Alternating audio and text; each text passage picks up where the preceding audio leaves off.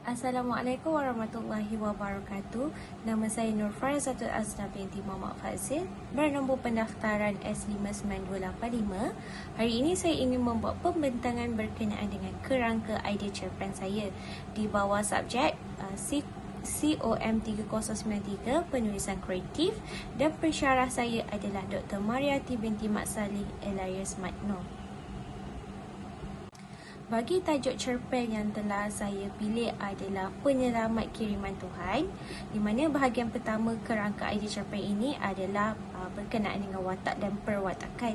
Jadi pada watak utama di dalam cerpen ini adalah Farah, iaitu seorang graduan kelas pertama dalam jurusan Kejuruteraan Elektronik dan Instrumentasi yang berjaya menempatkan diri sebagai pengurus di sebuah syarikat pengeluaran kereta terbesar di Malaysia.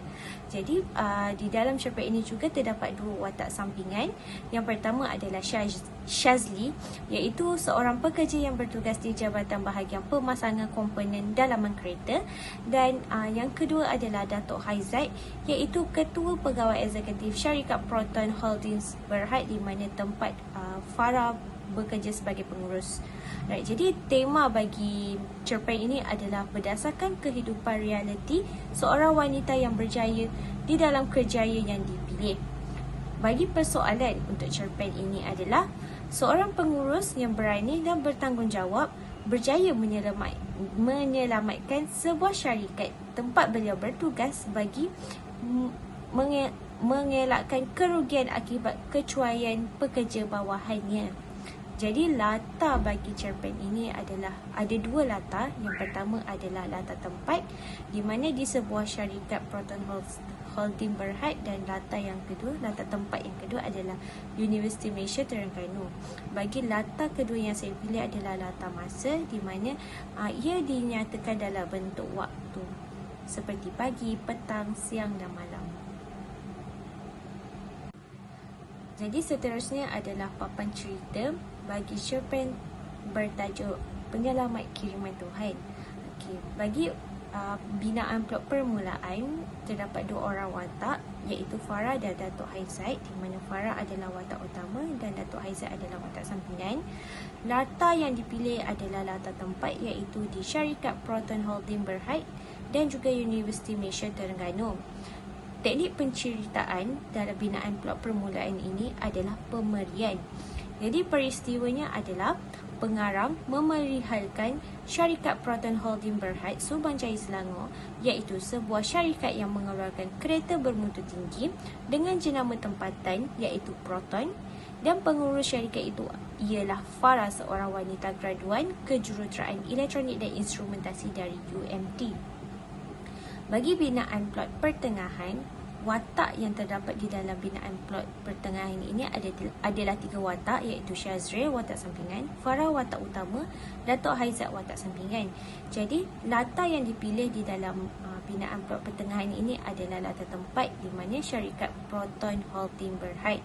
Teknik penceritaan yang digunakan di dalam pertengahan ini adalah teknik kejutan, dan peristiwanya adalah berlaku masalah di mana kecuaian seorang pekerja semasa pemasangan alat pengesan pada sebuah kereta jenama X70, di mana kecuaian itu akan menyebabkan syarikat akan menanggung kerugian yang amat besar. Dan binaan plot pengakhiran terdapat dua orang watak, iaitu Farah dan Datuk Haizat, dan latar yang dipilih adalah latar tempat, di mana di syarikat Proton Holding Berhad, dan teknik penceritaan yang dipilih adalah penamat keadilan. Jadi peristiwa bagi pengakhiran ini adalah Farah cuba menyelesaikan masalah tersebut dengan mencari punca kecuaian itu berlaku, dan masalah itu dapat diatasi sebelum syarikat itu terpaksa menanggung kerugian. Farah juga turut diberikan penghargaan dan dinaikkan pangkat. Dan slide yang terakhir ini akan menceritakan sinopsis bagi cerpen Penyelamat Kiriman Tuhan, di mana cerita ini mengisahkan seorang graduan kelas pertama dari bidang Kejuruteraan Elektronik dan Instrumentasi telah berjaya menempatkan dirinya ke dalam sebuah syarikat pengeluaran kereta yang terbesar dan terkenal di Malaysia. Farah telah ditawarkan untuk memenuhi jawatan pengurus di syarikat tersebut. Jadi, beliau sangat arif berkenaan dengan komponen elektronik yang dipasang di dalam bahagian kereta. Salah seorang pekerja di bawah kendalian beliau telah membuat satu kecuaian ketika memasang komponen elektronik tersebut menyebabkan syarikatnya hampir mengalami kerugian yang amat besar. Jadi, Farah selaku pengurus di syarikat berkenaan telah membuat siasatan berkenaan punca kecuaian itu berlaku. Farah berjaya menyelesaikan masalah kecuaian tersebut, menyebabkan syarikat itu terselamat dari menghadapi kerugian yang menyebabkan syarikat itu perlu ditutup serta-merta. Beliau telah diberi pengiktirafan serta telah dinaikkan pangkat.